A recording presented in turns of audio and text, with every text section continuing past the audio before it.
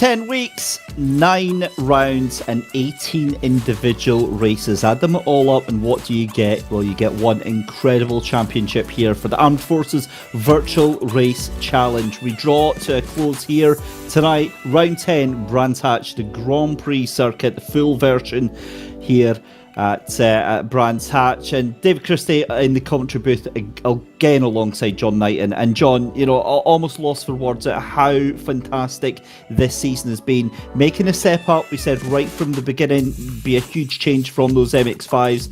I think the guys and girls here this season have done absolutely impeccably. Oh, they've done so well. Where's the last 10 weeks gone, David? I'd just like to know that. It's just gone so quickly, hasn't it, really? You know, and we've been treated to some very exciting racing, some great driving. And as you say, I think the way that the drivers have adapted to these new cars, much faster cars, much more difficult to drive, has been very, very impressive indeed. And you know, we've seen drivers coming and going into the championship throughout the season. Obviously, work commitments have meant that some people haven't been able to stick around for the whole thing. We've seen new drivers coming in literally in the last few rounds and have been doing equally well. So it's been really, really eye-opening and fantastic. And that is a fantastic point, isn't it, John? Because, as you said, a lot of the guys and girls with operational commitments, but some of them deciding to try and take part wherever that they may be located, might not necessarily be here in the UK. So fantastic determination, and yet again, one of the things that we said throughout the season, such a high retention of drivers. A lot of the championships we see drivers dropping out throughout the season, and yet delighted that we still got over 20 drivers on the grid for our final round.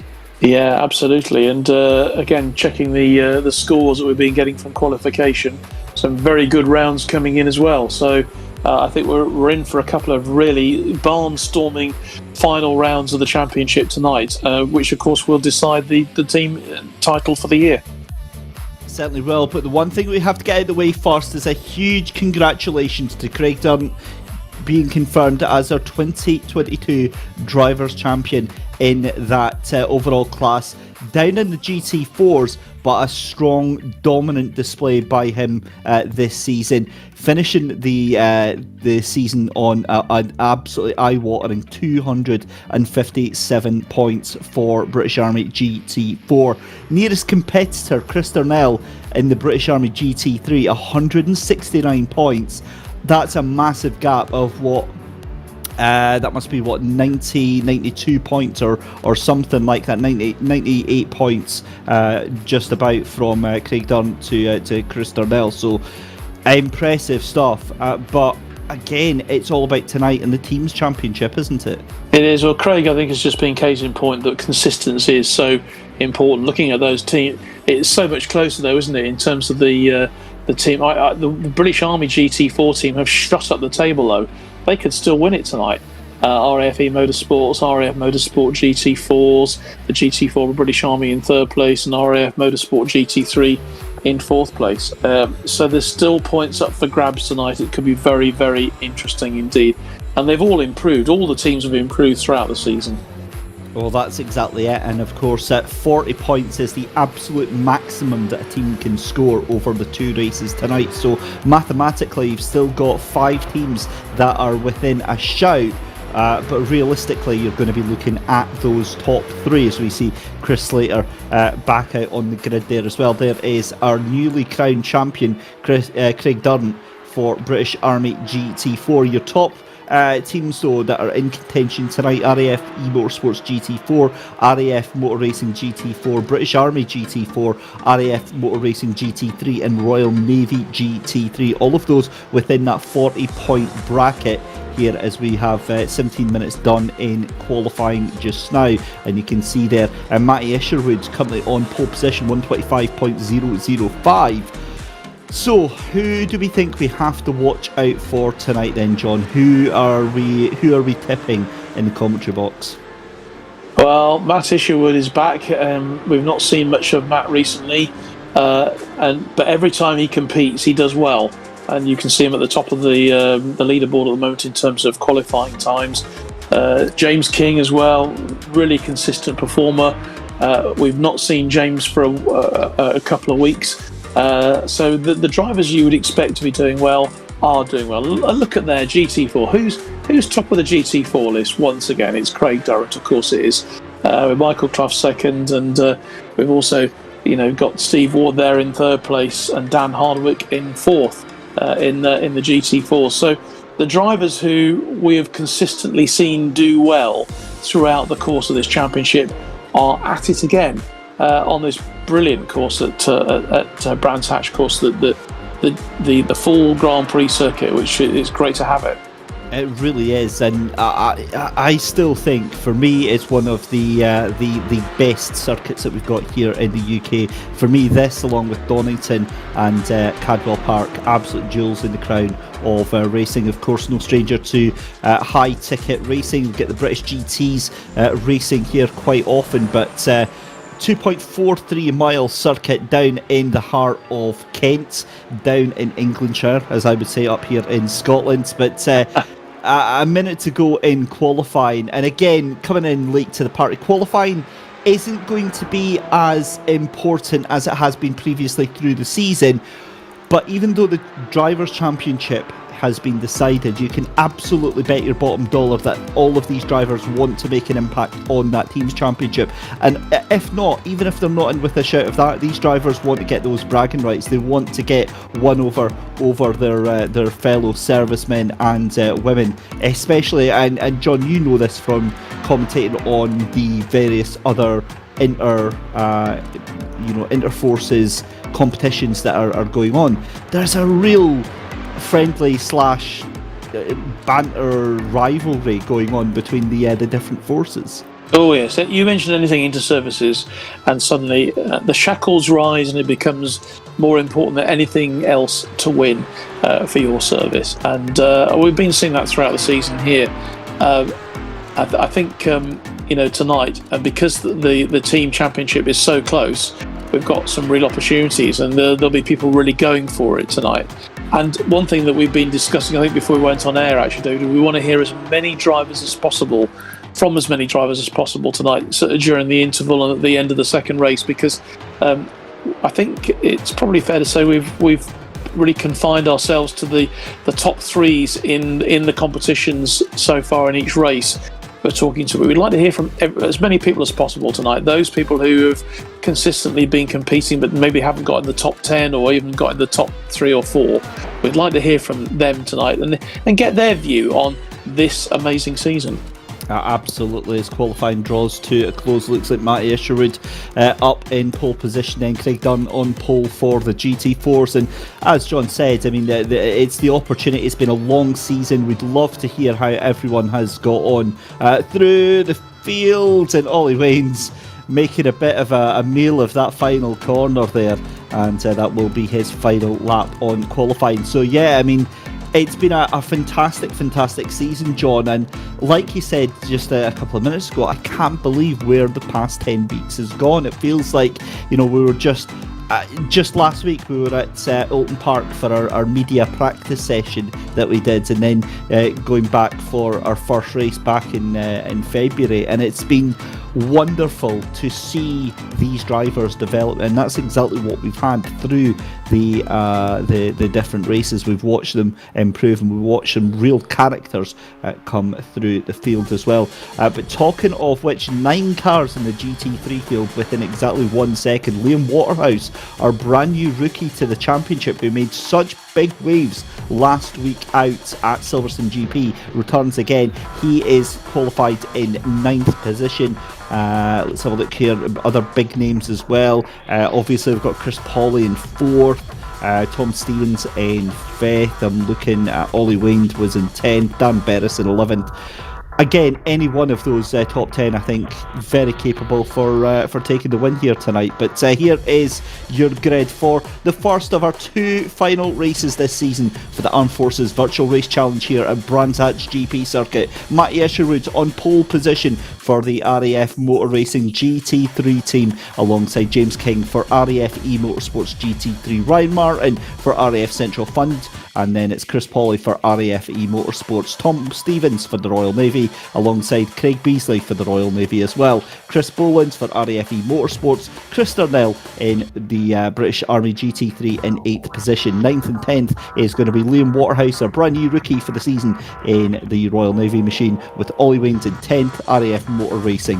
11th and 12th is going to be Dan Berris for RAF Motor Racing, and then Chris Slater for RAF Motor Racing at the back as well. 13th and 14th is Ben Weston and Colin Scott for the veterans, and then moving on to the GT4s, Craig Durant. No surprises, as you could tell in John's voice, to see Craig at the top of the timing screens. British Army GT4 taking pole position alongside Michael Clough in the RAF E-Motorsports GT4 machine. Steve Ward and Dan Hardwick in 3rd and 4th for RAF E-Motorsports. Dave Russell is on 5th position with the RAF Motor Racing GT4, and Matty Banyard in 6th position with British Army GT4. Michael Tate in the RAF Central Fund machine in 7th position. Well, it's almost a little bit bittersweet here, to be honest, because we've got a safety car, so that's a good start there, John, as always. Rolling start. Yep. Yeah, that's a good start for the evening.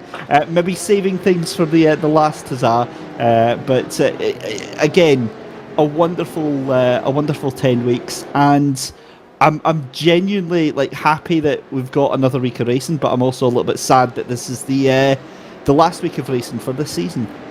Yeah, me too. But I think what's going to be very interesting is to see how these drivers translate what they've been doing in the virtual racing to when they get their proper cars out on the tracks as well during the summer. And I think what we will see is a huge improvement in the quality of driving. Not that it's a low quality already, but I think we will see a big improvement in the quality of driving for real as a result of this, because it's been so competitive this year, and these cars have been so much more difficult to drive than the Mazdas that we had last year. But I think that we will see that reflected in the performances on the track. Well, there's no doubt that many drivers do use sim racing as a bit of a tool to improve their reaction times, to improve their ability and their confidence out on the real life track. So I think that's a very, very good point to be made there, John. Just looking at James King there in second place. A little bit of a connection issue, so he is darting in and out, and I'm hoping that doesn't cause any issues with the other cars that are making their way around just now. But such a wonderful track that this is, as the cars making their way through I believe they're down at the Derek Minter Straight, coming through the Westfield Bend just now. Again, you think of the corners like Dingledale, down at Sheens and into Stirlings as well. Many opportunities for these drivers to get tripped up here. Yes, it's not an easy circuit, is it? And I think you're right. I think particularly at the beginning, we could see a few thrills and spills, particularly in the GT3s. But I think one thing that I would say, we've had a lot of very clean starts this year, apart maybe from the times when we haven't had the safety car. Well, the safety car is in, and we're about ready to go. Yep, let's go then. Matty Isherwood going to roar those 20 or so GT3s across the line. Maybe a little bit less than that, but it's still an awesome sight nonetheless. Down into Paddock Hill Bend for the first time of Askin. Remember, 2 15-minute races that will be getting undergo tonight, as Craig Durant leads the GT4s down Paddock Hill Bend for the first time of Askin as well.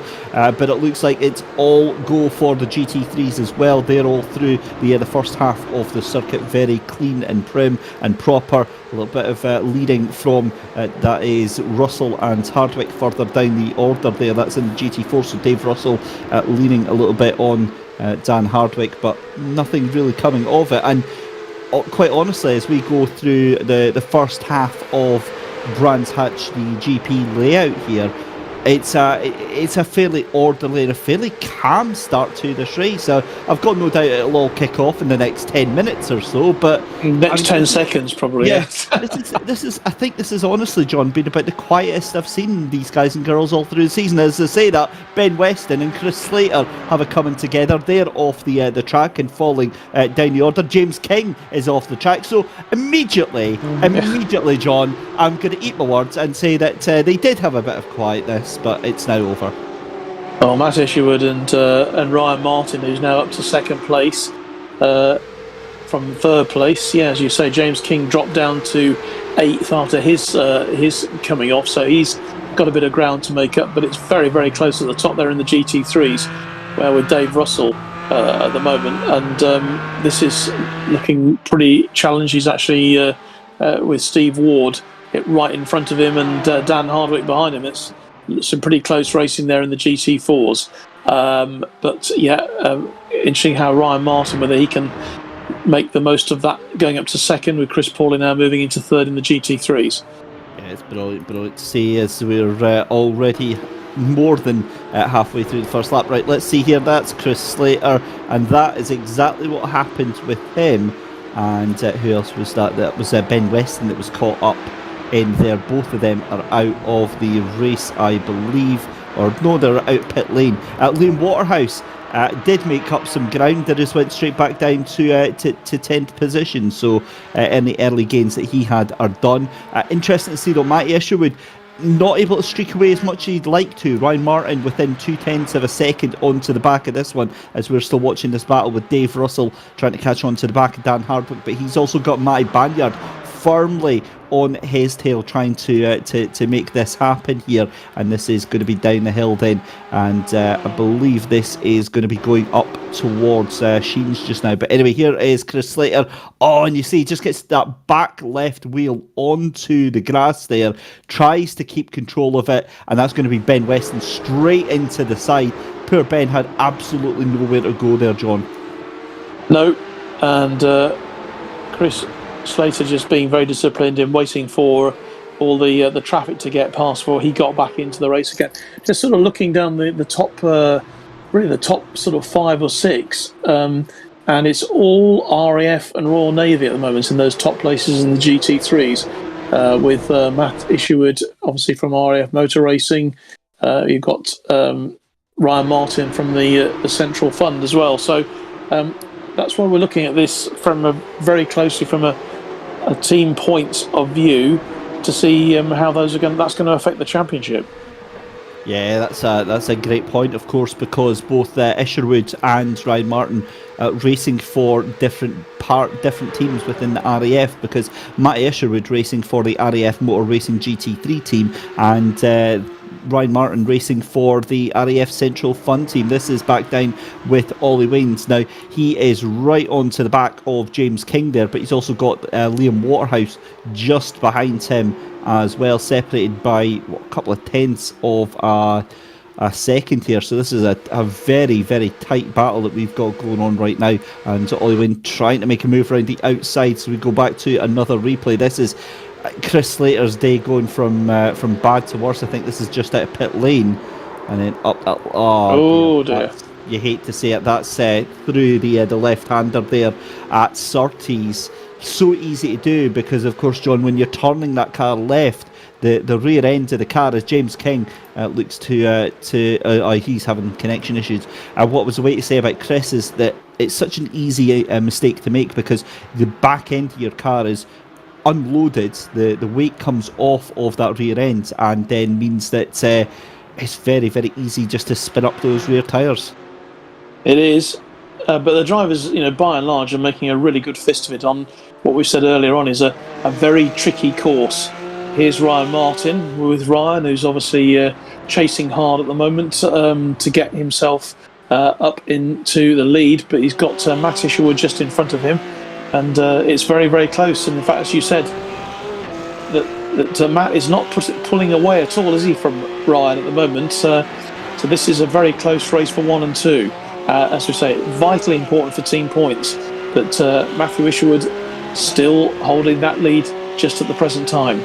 I think the thing is, though, is Ryan's very aware of those points. He's not going to be wanting to make a move until later on because he doesn't want Matty Isherwood being able to fight against that and take that position back. And also, it'll be just trying to apply the pressure to that car in front. As long as you sit on the tail end of that car in front, you're going to be absolutely fine. And Matty Banyard, you can see picture there, having a huge moment there, getting back onto the track there, down behind Dave Russell there. But that was a wild off-track excursion there for Matty Banyard. He's down in 18th position, but in 6th position in class as well, as we're still seeing this picture. In the main, you can see Matty Isherwood leading Ryan Martin from Chris Pawley, Tom Stevens and Chris Beasley in there as well. They're all separated, John, by about 2 seconds, and look at how close now I'll tell you Ryan what, Martin is.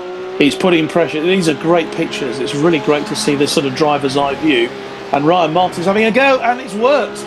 Because the pressure he put on there onto Matthew Isherwood did the trick, and Ryan Martin is now streaked ahead, and he's more or less just under a second ahead of Chris Pawley. But that was incredible. That just to show the pressure really did take its toll then on Matthew Isherwood. I'll be honest, that's a very uncharacteristic mistake by Matty Isherwood, but as you said, the pressure there applied by Ryan Martin, just something's got to give, and that's exactly what happened. Now, what he'll be hoping is that the tables aren't turned, and the same doesn't happen with Chris Pawley. What he needs to do is now open up the gap, because he's got a good chance with the fact that Chris Pawley, Tom Stevens and Craig Beasley are all fighting it out as well. But Matty Isherwood, I mean, you've got to say he'll be absolutely kicking himself with that one, and that now means that RAF Central Fund GT3 jumped to the top of that the GT3s just now. That also means that Royal Navy GT3 are 3rd and 4th as well, with Tom Stevens and Craig Beasley. Meanwhile, this will be of no surprise to you, John, whatsoever, but Craig Dunn in the GT4's 4.7 seconds ahead of Michael Clough. Yeah, it's a bit of a scratch record, isn't it, really? We've just been saying this all year, hardly taking any notice of what's been going on with Craig, but he was an absolute master. It doesn't seem to matter which track he's driving on, racing on, he's actually got it. And I said to him last week in the interview, I just wonder whether he's going to make a move up to the GT3s next year, because I think that he can make a real push in the GT3s next season. He wasn't quite sure, but he's been so dominant in GT4s this year. He's been absolutely brilliant. But Ryan Martin is now 1.4 second lead over Chris Pawley. So Ryan is certainly making the most of that. Matthew Isherwood still down in 11th place after what happened to him. Literally, it looks like a driver error to me, that he was just under pressure and he just veered off course. Yeah, that's exactly what it was. It was coming through, I believe, coming through Sheens, and the tail end of that car just switched away. It's a very uncharacteristic error for Matty, but again, he'll be, well, I was going to say he'll be dusting himself down and pushing again, but look at that, fastest lap of the race already, 125.5. He is absolutely charging. Do not discount him out just yet, because we've got 6 minutes left to go, and he is lapping 0.3 of a second faster than our race leader, and Craig Beasley goes round and around and around the corner, gets back on the track, sort of, maybe. She's waiting very patiently indeed around a blind corner, but he gets going again. That is absolute heartbreak for Craig Beasley. He is going to drop behind Matty Isherwood and gets going again. In fact, that is Colin Scott that is just behind him just now, the last of the GT3. So heartbreak there for the Royal Navy GT3. That was going to be potentially some strong points for them tonight in that first race, because of course they were up into 3rd and 4th position. What that does now is release Tom Stevens and Chris Pawley up into the mix as well here. So Ryan Martin now 1.1 seconds ahead of our second place car right now, as we see Chris Darnell and Liam Waterhouse just getting past one of the GT4 cars 10 minutes in, and well, this has been this is definitely not what I expected from this race tonight. No, because complete change in the leaderboard at the top of the GT3s.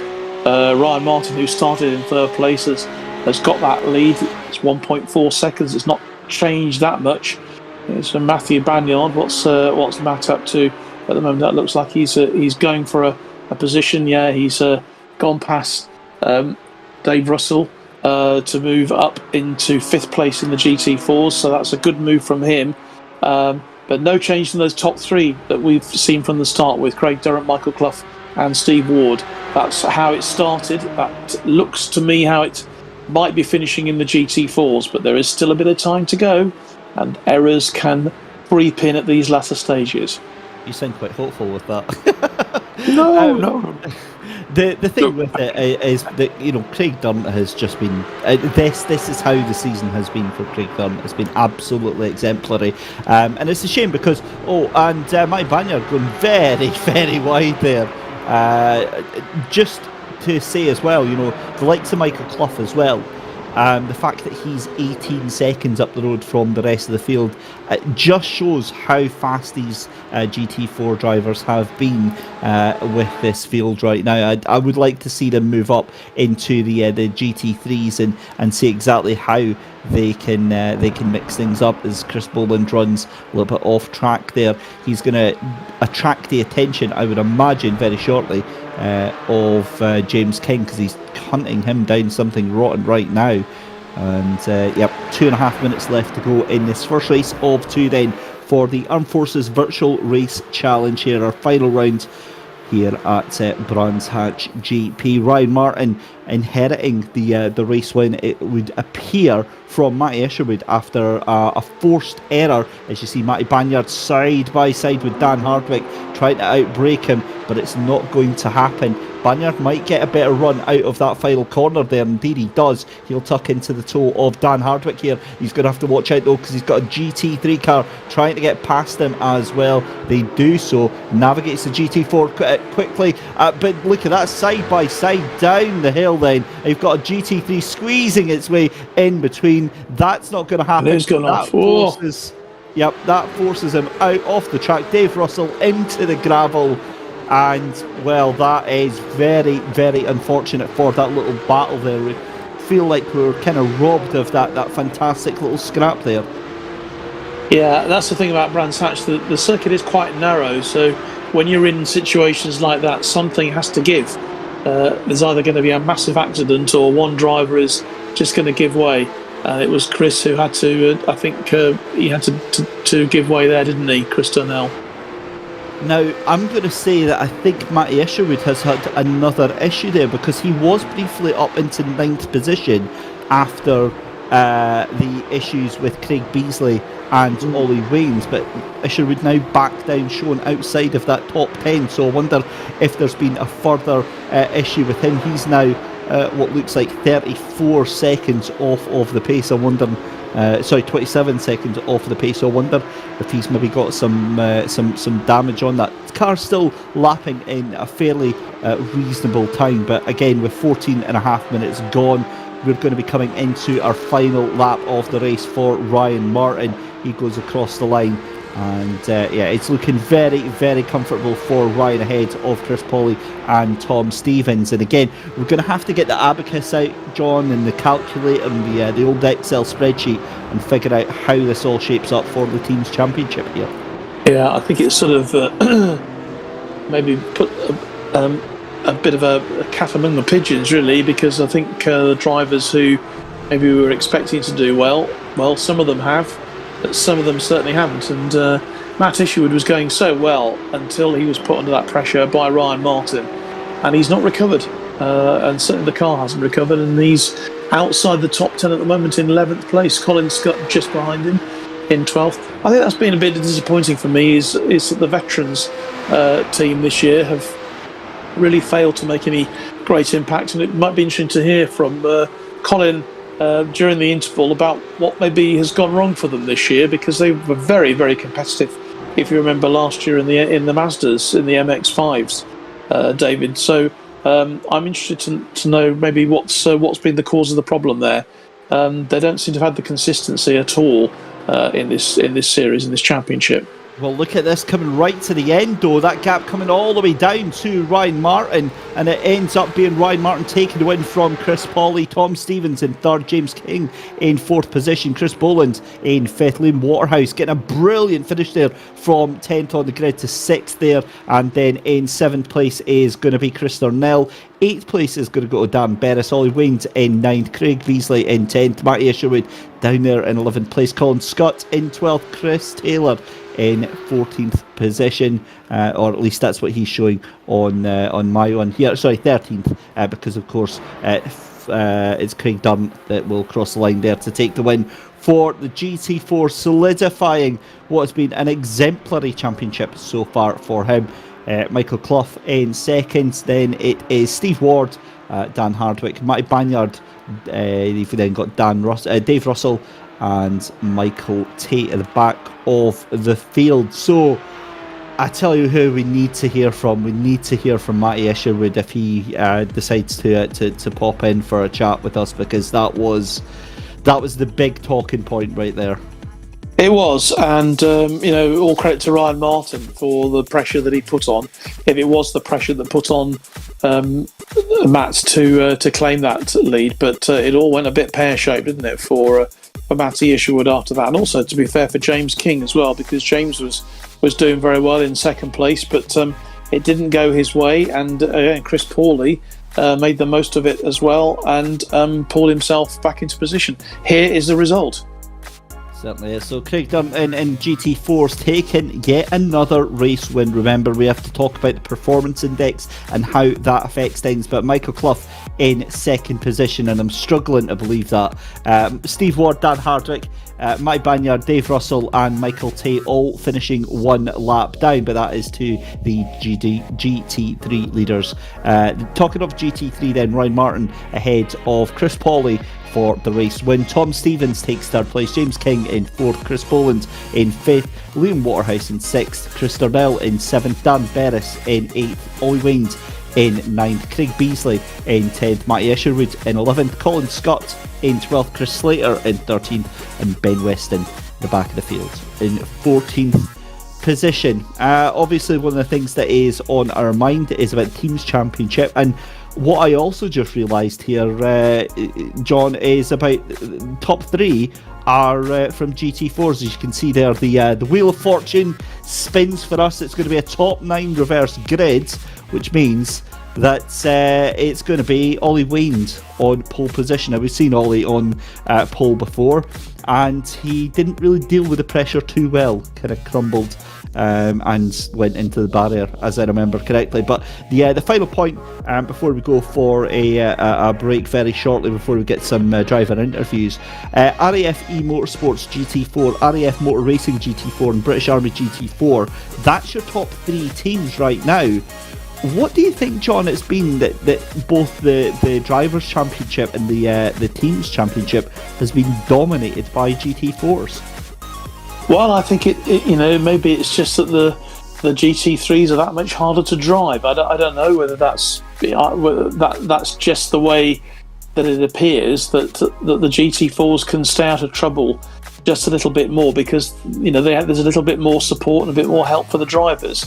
That could be a very simplistic view, but the GT4s have been consistent. I mean, again, look at how consistent the top 3 have been in this race. They were the top 3 starters, they were the top 3 finishers, whereas in the GT3s it all changed around so quickly after some mistakes. The GT4s have stayed out of trouble, and they've just done the biz, really. And but maybe a lot of the GT, as you said, that the GT4 drivers might be considering moving into GT3 next year. Well, that certainly could be on the card. So if you've just joined us, very good evening, ladies and gentlemen. It's the final round of the Armed Forces Virtual Race Challenge. We've done race 1 out of 2. Another 15-minute race coming up in just a couple of minutes' time, and as well as some driver interviews with some of our participants in that first race. In fact, I can see them actually starting to trickle in, John. So we were going to jump for a break, so I think we'll do our driver interviews first, and then we'll do our break then. So, as usual, who would you like to have a chat with first? Well, let's bring Tom Stevens in, shall we? Because Tom was the first to join us this evening in the to join us in the interview waiting box. So, Tom, good evening to you. GT3 driver tonight. Are you happy, Bunny, with the way you got that third place? Yeah, I think I was gifted that a little bit, but I'll take it. I'm sure you will. Matt Isherwood seemed to be going so well, and then suddenly a huge amount of pressure from Ryan Martin, and we'll talk to Ryan in a moment. And Matt seemed to sort of disappear off the circuit and down into 11th place, which left the field open, and you certainly took advantage of that yourself. Yeah, definitely. And it's an easy mistake that Matt made is as soon as you drop a wheel on Iris, and it's pretty much like ice. There's nothing you can do, and you're just a passenger from then on. But he had absolutely rapid pace today, so I'm a bit gutted for him really, because he deserved that one. But I was there to pick up the spoils really, so kind of made the most of what I was given. You were indeed. Well, congratulations on that third place. Let's see who else we can bring into the conversation now, shall we? Well, we mentioned Ryan Martin there. Ryan, joining us now, the winner of that race. Ryan, you were certainly putting Matt Isherwood under a lot of pressure before he made that error going off the circuit.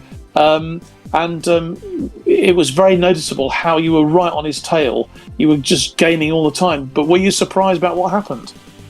Yeah, absolutely. Obviously, everybody knows that Matt is a very fast guy, and when I seen him getting closer and closer to the outside of the track, I thought he's pushing it quite a lot here. And then I just filled his mirrors, and then what lap was it? Lap 5. He went and touched the grass on iRacing, and that's all it takes. So an easy overtake, a free overtake, which are the best type, aren't they? So it was a lot of pressure, and it paid off eventually. Well, the good thing for you, of course, is you had a lovely open bit of circuit ahead of you, and it allowed you really to cement that position.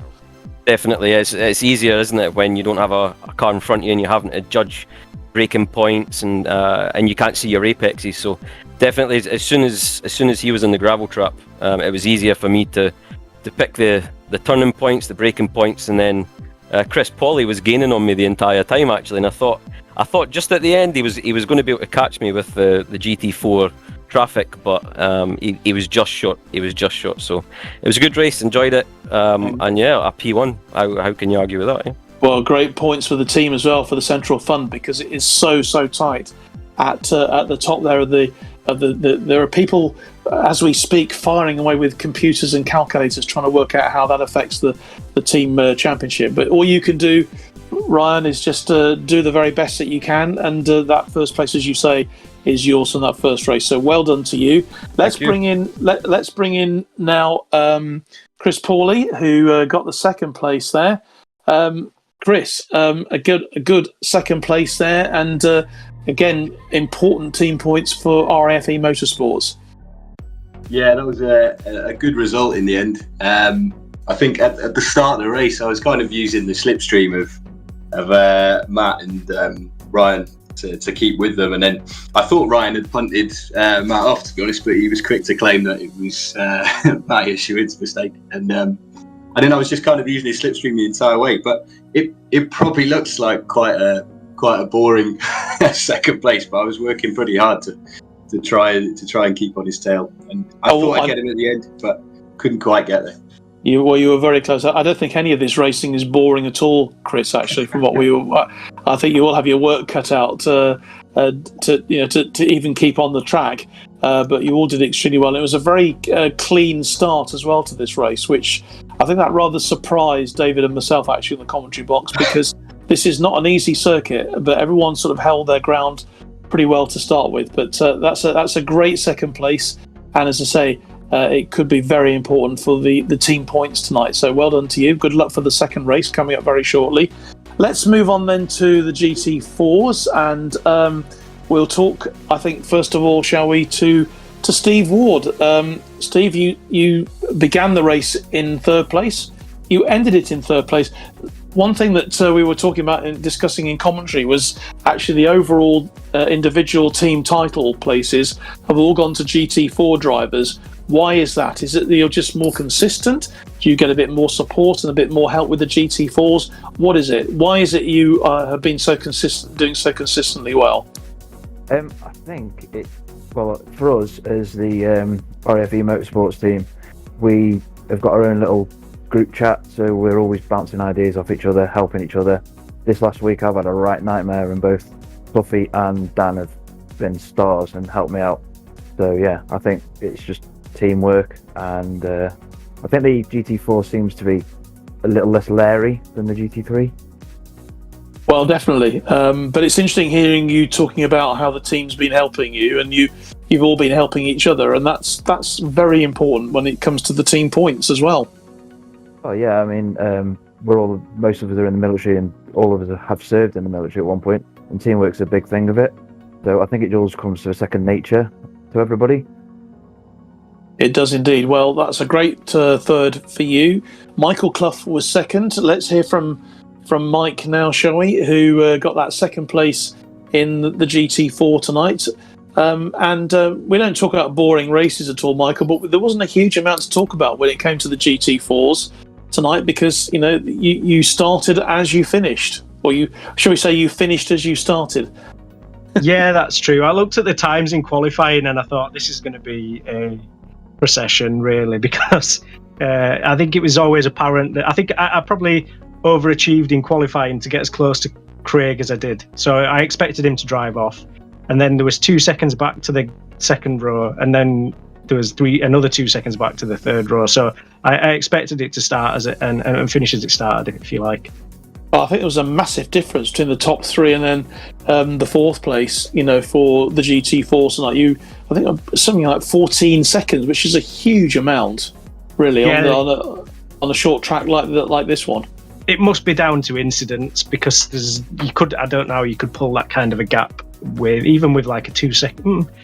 Yeah, I suppose actually, if you think about it, if there's a 2 second pace difference per lap, you might get there, but probably some dramas further down as well, I imagine.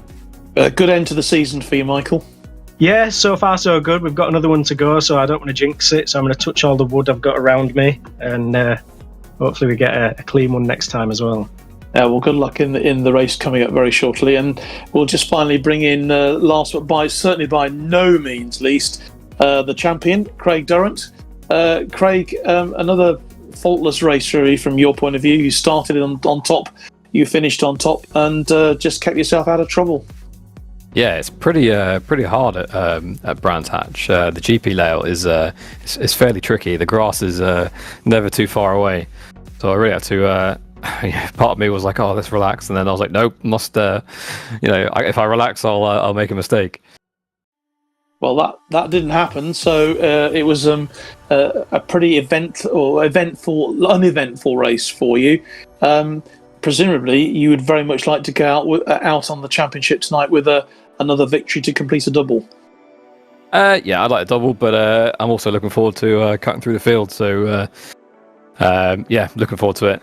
Fingers crossed for some more points. I think P2 in the team championships for the Army GT4 team is a possibility now, but I don't think we've quite got enough time left or points left to catch RFE Motorsports GT4 in the lead. So we'll be gunning for P2. Well, you've made a valiant effort, nevertheless. Tell me, is there such a thing as virtual champagne in this championship? Well, there's a real bottle in my fridge. Well, that'll do. And hopefully you'll be having a wee nip of that later on, because you certainly deserve it. Craig, good to talk to you, and maybe we'll be talking to you at the end of the night as well. But good luck for the next race, which is to come fairly, very shortly. Thanks. Craig Durant there. Well, there we are, David. Those were the top three in both the GT3 and the GT4s who we've been speaking to, and it would be nice to talk to a few other drivers as well. Maybe we can get hold of them at the end of the evening. Yeah, certainly will. So we'll cross our fingers to see if we can have a chat with him. Just to give you a quick update then, we'll get a graphic on screen when we come back though. Team Championship standings provisionally, top 3 still in with the shout then. RAF Motorsports GT4 with 210 points, RAF Motor Racing GT4 on 206, and then British Army GT4 on 199. So still within the realms of possibility between RAF Motor Racing GT4 to get up there, so it's a lot closer than we'd think. Anyway, we are going to head off for a very, very short break. When we come back, we're going to have live coverage of Race 2, our final race of the season.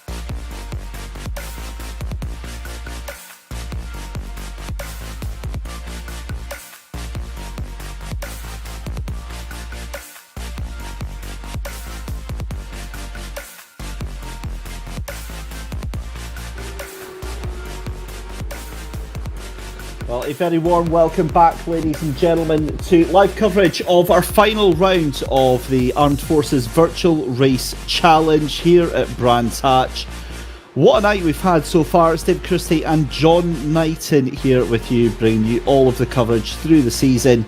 John, our second race about to get underway. We're doing the warm-ups just now, but yeah, a fantastic end to the season, and everything rests for the teams on this final race. It does, yeah. I mean, was it just 4 points the difference between the top two in the team championship? And looks like it's going to be an RAF title. One of the two RAF teams are going to win it, but there's still an outside opportunity for the Army there. The GT4s, as we said, the GT4s have had the consistency, haven't they? And they are the three teams who are vying for that overall team title. But wow, just 4 points in it. It could not be closer, could it, going into that final race? Yeah, I've got to be honest, I misread the points originally when I saw them, and I thought it was like about 18 points or something like that, but 4 points is absolutely nothing for the team's championship, as you said. But also, I mean, realistically, if both and we've seen this happen on previous weeks, the RAF Motorsports GT4 team and the RAF Motor Racing GT4 team have a bit of a mare, then there's nothing saying that British Army GT4 team can't swoop in and take the title. Stranger things have happened, but that would mean that, as we said, we'd need to get. I'm just trying to double check who we've got in for the British Army GT4 team tonight here. I don't know if they can actually do it, because I don't know if they've got the numbers in to do it. I think they've only got. They do have to. Well, they've got the 125 and the 83. So the 83 is obviously Craig Durant, but they've also got Matty Banyard. So maybe. Yeah, if Massey pulls all the stops out. Ollie Wayne, of course, has the pole position, doesn't he, in the revised grid for the second race. So we will see how that happens. But just sort of looking down the list, well, it could be done. Massey Banyard could do it if he pulls all the stops out, and who knows? And suddenly there's a few comings off, and some dogfights start happening. Anything can happen. It really can. Yeah, it really can. So we'll keep our eye on that. And I'm just noticing actually our team championship standings are moving about a little bit. So we'll keep our eye on that. But as we said, free practice underway just now, and that has just finished. So. Right, let's see what we can get going here, because I've got to be honest, I'm very, very excited to see how this is going to go. So let's bring you through our final grid of the season then. Liam Waterhouse is going to be on pole position then, okay. James King in second place, Ben Weston in third with Ollie Wayne in fourth, Dan Berris in fifth with Matty Isherwood in sixth, Chris Boland in seventh position. There we go, that's a bit more like it. Right, so Ollie Wayne's in pole position, Dan Berris in second, Chris Darnell in third, Liam Waterhouse in fourth position, Chris Boland in fifth, James King in sixth, Tom Stevens in seventh, Chris Pawley in 8th, Brian Martin in 9th, Craig Beasley in 10th, Matty Isherwood in 11th, Colin Scott in 12th position. 13th position is going to be Chris Slater, and Ben Weston in 14th as well. Michael Tate leads out the GT4s with Dave Russell in 2nd place, Matty Banyard in 3rd, Dan Hardwick in 4th, Steve Ward and Michael Clough in 5th and 6th position. In 7th place at the back of the grid is Craig Dunn, and I'm going to say absolutely nothing about that grid because I've done that too many times myself, clicking the wrong button and then getting myself all confused. But that is how they line up for our final race of the season. John, what are we expecting here?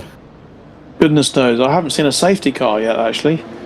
Oh yes, there is a safety car there. Yeah, I think I'd have been getting very excited if there hadn't been a safety car, but the safety car is there, which means we'll get a decent rolling start. Darren Berris, a bit to prove, I would suggest, in 2nd place there. Ollie Wayne maybe as well, a bit to prove going into this final race of the season.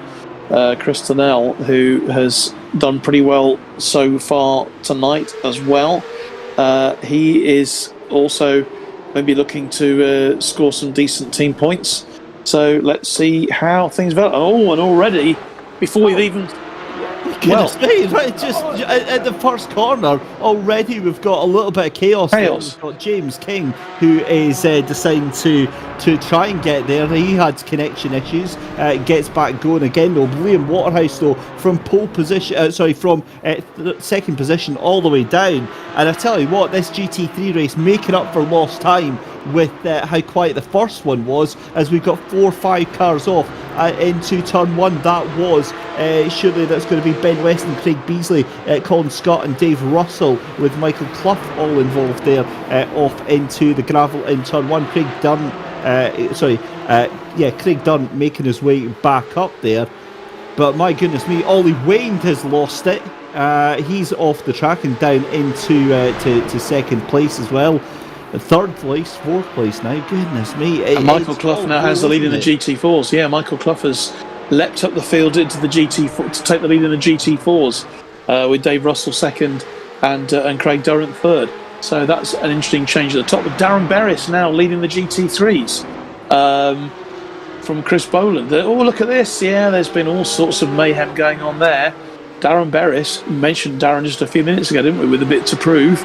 He now has the lead. So I think it's the first time that Darren has actually led a race where he wasn't on pole position in this series. Tell you what, John, they're making us work for our money in this second race for sure as commentators, because goodness knows what is actually going on right now. Dan Berris in the lead from Craig Boland. Ollie Wayne gets himself back up into third position here. You are watching the battle with Tom Stevens, who loses it, loops the car round. It looked like that was completely unassisted there. We'll get a replay to check that one. He'll get going again, but Tom Stevens dropping out of the top 10 in just the second lap of this race. He's going to have 13 minutes in which he can try and undo some of that damage, but that is going to be a lot of damage to that effort. It looks like Dave Russell is out. Michael Tate is out of the race. Dave Russell, it was into the pit lane there, but it looks like it's going to be then. So, and this is the thing, this is so important, because Cloughie in the lead right now for RAFE Motorsports, that's now been eclipsed, because into the lead of the race, Chris Slater, of course, in the GT3s here, as we get a replay down into that. Yeah, that's down in that first corner there, and just basically all hell kicking off, because Beasley spins back on and ends up taking another car with him. So yeah, that very unfortunate. Just got tags on the entry into the corner here, as we see Chris Boland and the two GT3s fight off with Dan Berris there. You've got a car looping over the inside there. That's Ollie Wayne's trying to send it up the inside of the curb there, and Ollie Wayne has a little move, has a little look in there. He's been given the space there. Well, that is a move and a half, but he can't quite get it done there, as Craig Boland forces him out wide. And oh no, that's, you hate to see that, the two veterans coming into contact with each other there. I'm just also having a look at this GT4 battle here. That now means that and Dan Berris is gone. Dan Berris drops out of the top 10 there. He's down into 9th position. What's happened there? From the lead of the race. And that now means that it's going to be side by side between Wayne and Boland. My goodness me, this is so intense. We're only on lap 3, and you've got 6 cars, John, fighting for the lead, all separated by about 0.8 of a second. Oh no, that's a recovering veterans GT3 machine, and Matty Banyard getting collected by one of the GT4s there. And that's probably Matty Banyard. Obviously, that's probably the Army GT4's chance of winning this title gone with that incident.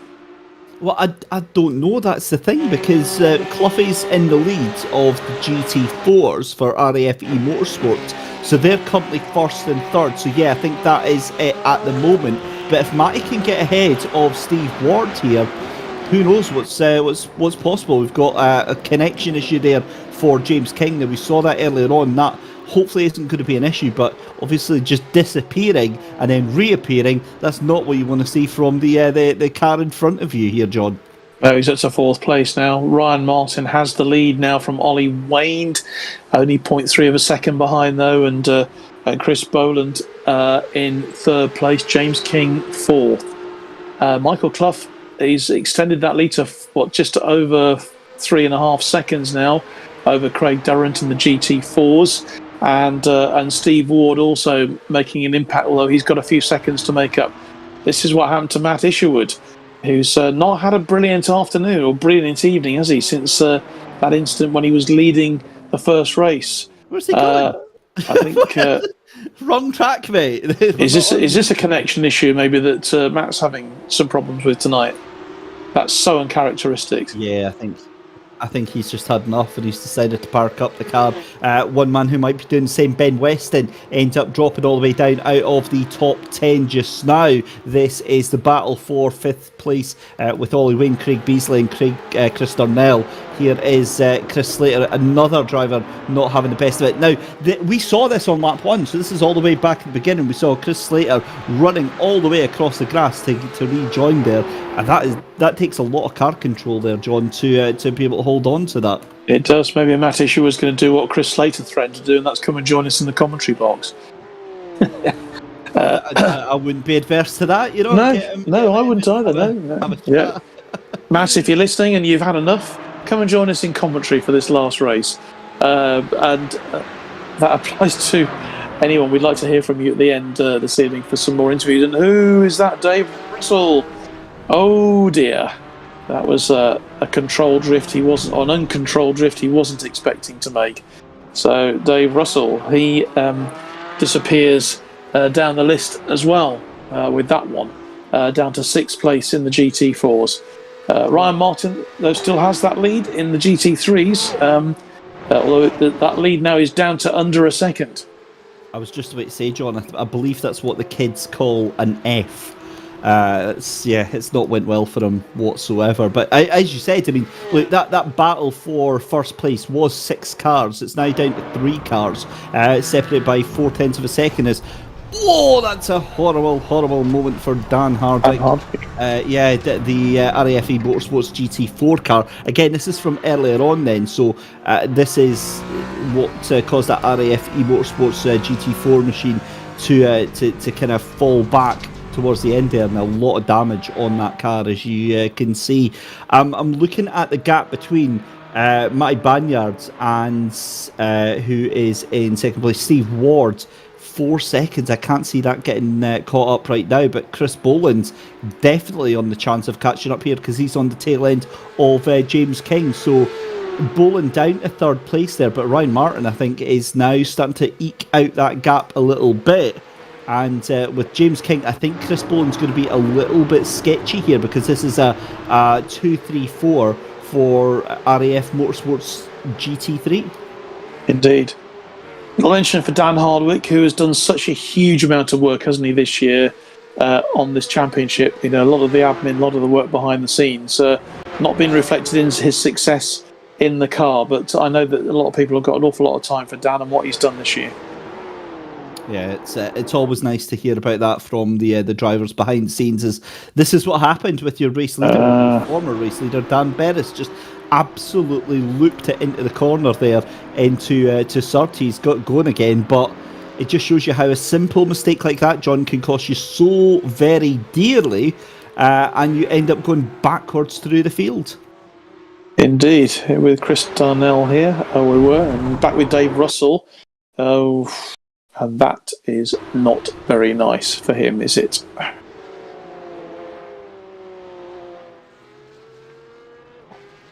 As we go back to live action, and again, just seeing how this is all unfolding here. We're over halfway of this final race of the season. It's still Ryan Martin from James King and Chris Boland in the GT3s. GT4s is Michael Cloughy up the front of the field with Craig Durant in 2nd and Steve Ward in 3rd position. As it stands, we believe that hands it onto a silver platter for the RAF Motorsports GT4 team. It's a replay of Ben Weston in the veterans machine, and that is not how you take the corner, but I am very impressed with that car control there. Brilliant car control there from Ben Weston, John. It certainly was. He did very, very well there, didn't he? And one thing we were going to say, weren't we? You actually, the start of this race, you said, David, oh, Craig Durant, he's right at the bottom of the grid in the GT4s. Just look where he is now.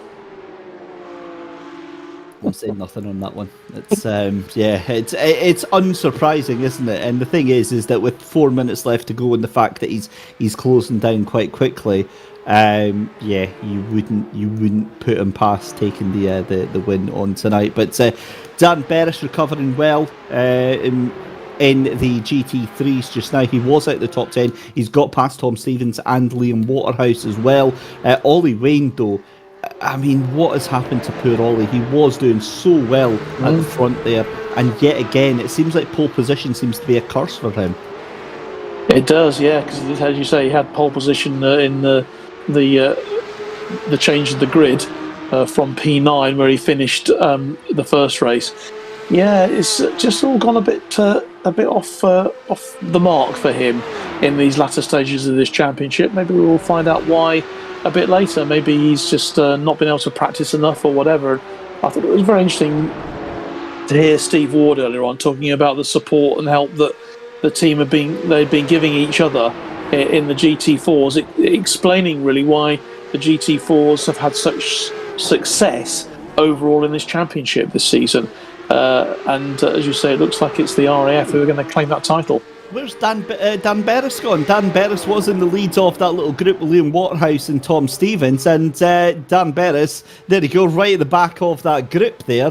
So he has just went off track. He's rejoined, and now out of the frying pan and into the fire, because he's got Ben Weston and Chris Slater right behind him just now. Dan Hardwick goes into the pit lane, as is Dave Russell. So I wonder if there's damage that needs to be fixed on those cars. James King, though, onto the back of Ryan Martin. Oh, and it's contact. So he's unfortunately he's been. I had a word that was going to be used in there, but I think we'll maybe leave that for a little bit later on. But Dan Berris, Scotted. For the late night edition. Yeah, it's Scotted. It's almost like it's a Friday night, and he's been asked to leave by the bouncers. And he's been shown to the side of the gravel there. Unfortunate to say, definitely not intentional, but it's racing, isn't it? 2.5 minutes left to go in the final race. It's elbows out here. Indeed it is. Ryan Martin has a very narrow lead at the moment with Colin Scott now, and he just lucky to avoid someone there and goes into the gravel. So that was actually good avoidance there by Colin, I think. To avoid a major accident there. I tell you what, that's both Colin and Ben Weston in the space of 2 laps had to show incredible reaction, incredible car control as we're watching the battle for the lead. Then Ryan Martin with James King. Now I'm positive, didn't we speak to James King as we see Ollie Wayne? That's exactly what happened with Ollie earlier in the race. Didn't we speak to James a couple of maybe it was last week, and he said that he was having a race on 4G. I think that explains his connection issues. It always amazes me, like taking part in a race like this and still being really competitive, and you're using a mobile hotspot to race with. Well, if you remember last year, he was actually racing on an Xbox controller, so I wouldn't put anything past that young man, because James knows what he's doing. He can control a car on an Xbox controller. He can certainly use 4G, and he's doing so well tonight again, isn't he? As a self-admitted average to very slow sim racer, people like that really annoy me, John. They can adapt to anything, and it can still be way faster than I could ever dream of being. It's absolutely infuriating, but it makes it mesmerising to watch, because you really do get an appreciation for the skill and the talent that they have got, and that is definitely on display tonight. But Ryan Martin 0.4 of a second into the lead ahead of James King. We're about to start we already have started our final lap of the race. This is watching the battle between Chris Boland and Craig Pawley in the 3rd and 4th position there. Matty Clough still in the lead of the GT4s, 2.1 seconds. I think that's safe to say. You can stick a pin in that one. Matty Banyard dropping way off the back of Steve Ward there, and it does look like that is done and dusted. The team's championship going to be going over to RAF Motorsports GT4 very quickly indeed. And what a race we've had here as the timer hits 15 minutes and then bounces back immediately to 14:59 in some bizarre little moment there. But here we go. Our eyes are on Ryan Martin coming through the tail end of the circuit here. He is making his way. That is going to be through the Hawthorne Bend, through into Westfield Bend, and then up towards Sheens as well. It's a right-hander, and then it's the run down towards Stirling's. It's been a brilliant drive though for Ryan Martin to take the victory on the final race of the season here. Out of Stirling's, down Clearways for the final time, underneath the bridge, and then over into Clark Curve. Race number 20 of a 20 race season here for the Armed Forces Virtual Race Challenge.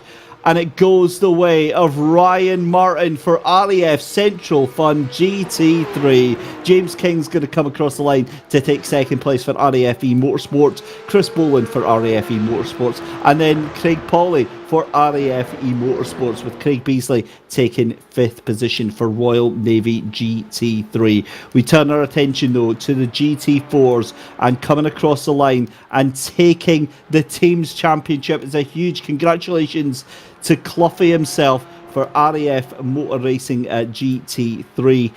For GT4 RAF Motorsports, GT4. Thank you very much for that, John. He got there sort of eventually. But wow, what a finish to this race. Steve Ward is going to come across the line and finish, but this is it for the team's championship. It's been a brilliant display, and despite the dominance from Craig Durant, it wasn't quite enough to get the team's championship for British Army GT4, but try as they might. But Michael Clough comes across the line to win the championship for RAFE Motorsports GT4. And John, I mean, all that we've got left now to do is look back on what's been an absolutely incredible season. Yeah, it certainly has. And congratulations, Ryan Martin, to get a double tonight. He's obviously won the first race as well this evening. So to win 2 out of 2 in the last 2 races of the season is pretty good going, and you'll be absolutely thrilled with that. James King, excellent second place. Chris Boland with the 3rd. Craig Pawley 4th, and as you say, Craig Beasley in 5th. But yeah, Michael Clough, that's just a great way to end the season with that team championship for the RAFE Motorsports GT4s. So close at the end. Just 6 points going into that last race, but they did it, and he pulled it out the bag with Craig Durant in second place there. Again, a brilliant performance from him, coming from last place on the grid. And it sums up the GT4 season, really. Absolutely brilliant. They've all been superb, but we've had such fun, haven't we, really, watching this over the last 10 weeks, David. It's been a great way to spend a Tuesday evening. It absolutely has. It's been a total privilege for me to be part of this. So grateful to be asked by the team at RAFE Motorsports to come on board. And John, it's been an absolute pleasure with yourself, and I've really enjoyed every single moment of it. And part of the enjoyment comes from all of the post-race interviews, which is what we're about to get tucked into almost immediately. So, John, for the final time this season, who would you like to have a chat with? Well, let's bring in Chris Boland, I think, first of all. Chris Sideshow is hanging on in there, waiting to talk to us. Chris, good evening to you, and what a night. Yeah, not too shabby. Shame it couldn't have gone better throughout the whole of the season like that. I know I've had the pace all year, but nice to finish on a high note. Yeah, definitely. And I mean, it's you know, and the GT3s obviously, you know, your sister team from the GT4s ended up as the champions this year. So from an RAF point of view, you'll be pretty happy with that. But from your own point of view, what have you learned from this kind of racing this year? Again, it seems to be just another step forward from what we did the previous year with the Mazdas. It's brought the guys on. The racing throughout the years got better and better, more consistency. Again, the point scoring system seems to have helped with that as well. So, I think the point scoring system has made it very interesting indeed. But a third place tonight in that race, and you know, it was nip and tuck, wasn't it, all the way? There was, I think, there were more changes of leadership in that race than I can remember for a very, very long time. But those like yourself who hung on in there, you know, you got the result. yeah, I think when I was following Darren when he was leading, he ran wide going onto the back circuit. Unfortunately, I sort of followed him a little. If I'd have made that turn, I think I could have probably pulled away and maybe had a gap to hold on for the win, but not to be. Well, Chris, great end to the season for you, and I'm sure you can't wait for the 2023 season, although there's probably a busy season on the track awaiting you somewhere. Is it motorcycles? No, that's I'm purely sim now.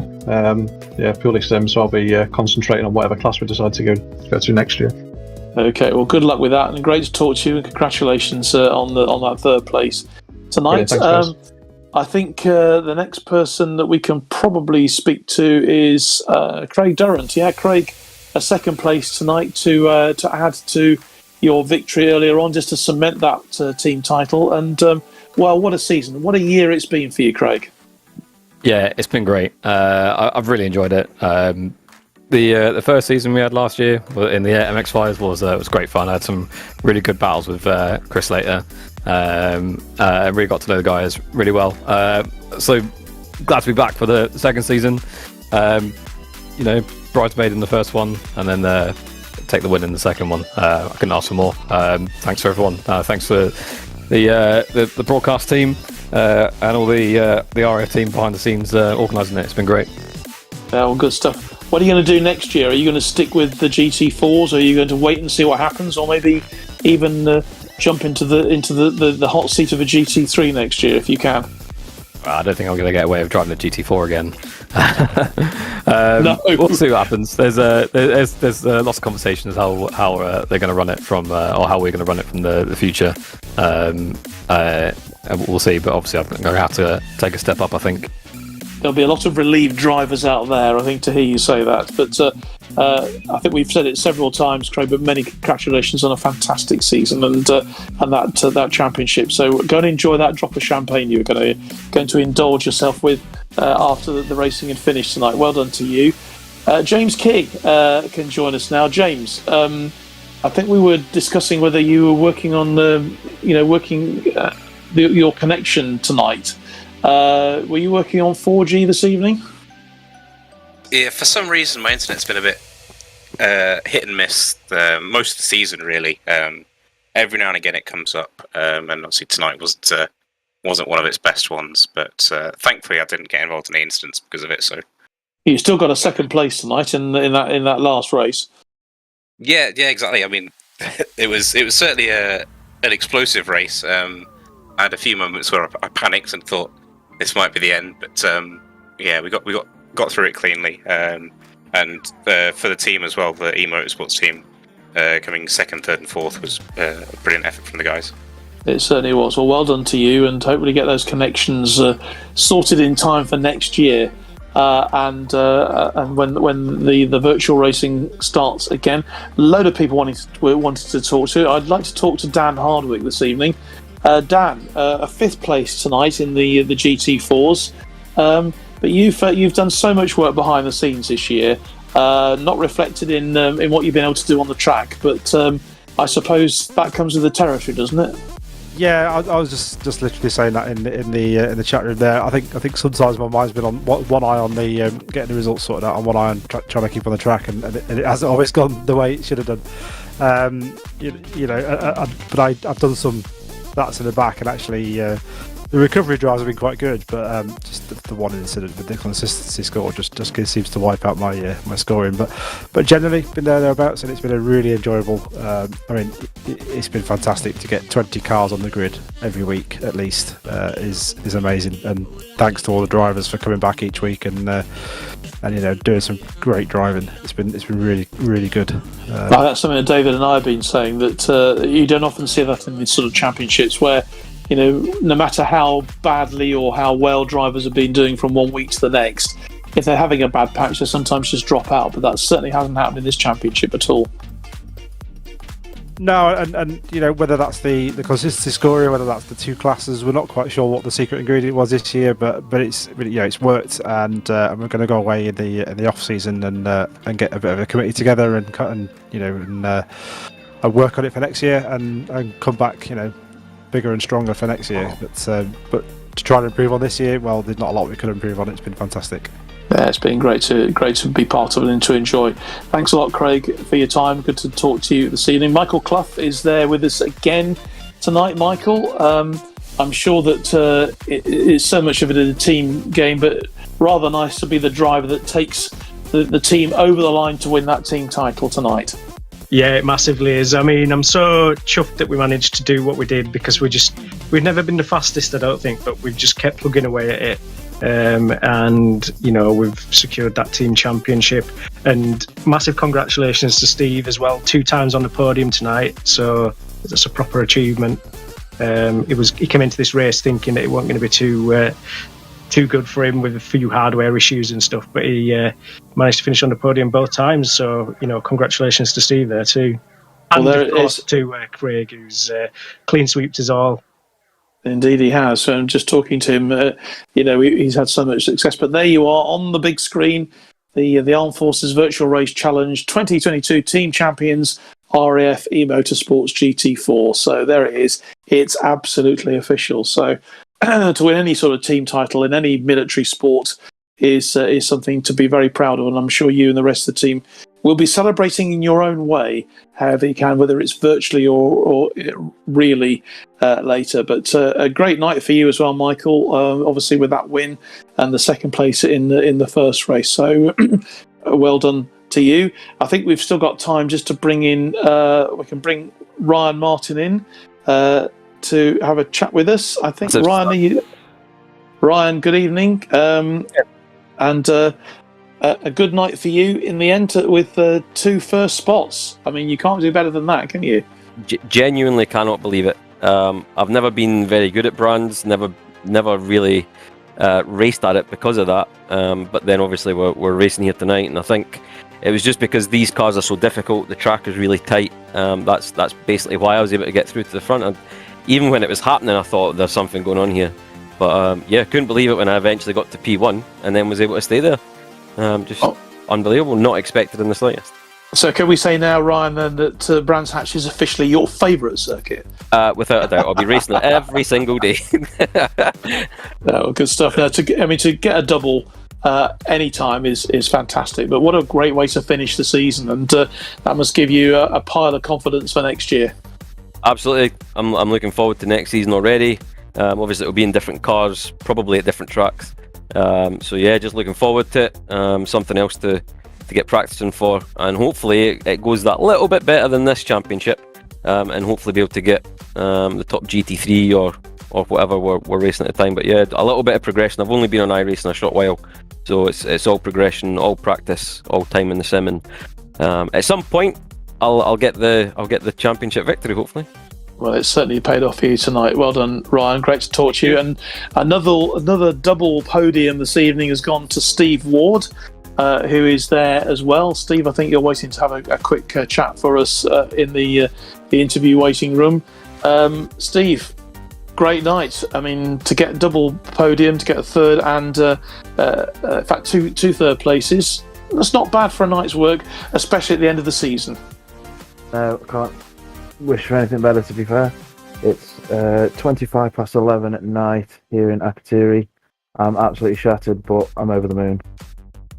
Yeah, well, good stuff. I'm sure it's a moonlit night out there. And tell me, how's the connection out there in Cyprus? Fortunately, it's been better than last season. Last season I was in the UK. I had tremendous internet issues. But over here, it's not brilliant, but it's been pretty stable for me, which I'm pleased about. And good enough. And also part of the team world champions, the Team Forces champions. So it's crowning a very good night for you. Most definitely.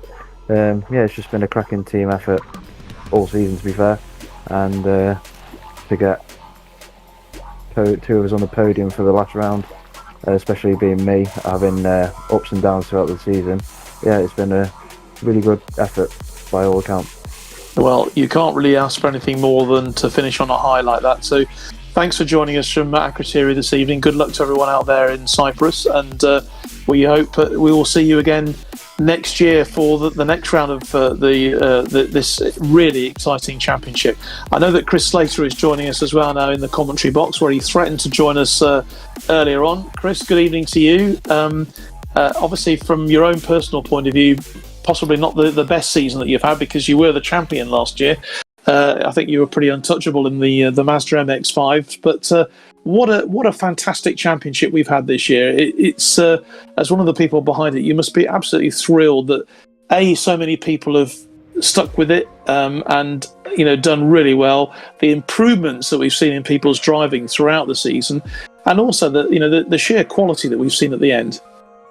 Yeah, it's we were just saying during the second race that the pace difference, I couldn't see the lap times for the GT4s, but the closeness of the pace difference at the end in the GT3 was less than 1.5 seconds a lap from the front to the back, and that's a huge improvement from the beginning of the season. But I'd just like to say thanks to everybody that's turned up throughout the year. Unfortunately, I've not had much time to commit to the actual driving of it this year. I've pretty much been just jumping on for the races, whereas last year I was a bit better prepared. But last year was a success from an RAF perspective. We proved throughout last year that we could take somebody from a sim and put them into a real racing car, which we did with James King over at Race Remembrance, and we're still exploring options about how we can get people off a sim and into physical sport to use it as a grassroots feeder. But it's not possible without people behind the scenes working on it and committing time. We've just heard that Steve's had 10 late nights on the bounce because of it, as a shift worker as well. That's it's quite a big commitment to be able to support it. So, but from everybody that's taken part and got involved, from the broadcast team to the protest review panel, which it's a transparent protest review panel that goes on a Wednesday or Thursday night if there's protests to be had, and then everybody turning up. So a huge thank you, and we're going away over the off season to form a committee to come back as a tri-service lead, because the RF Motorsport Association have organised this, delivered and funded this twice now for 2 seasons. So and we're seeing the other services come in as well, which is good. So we're going to go away and form a tri-service committee to work out how we can deliver something next year. And then this season wraps up nicely before the physical championship gets underway on Sunday.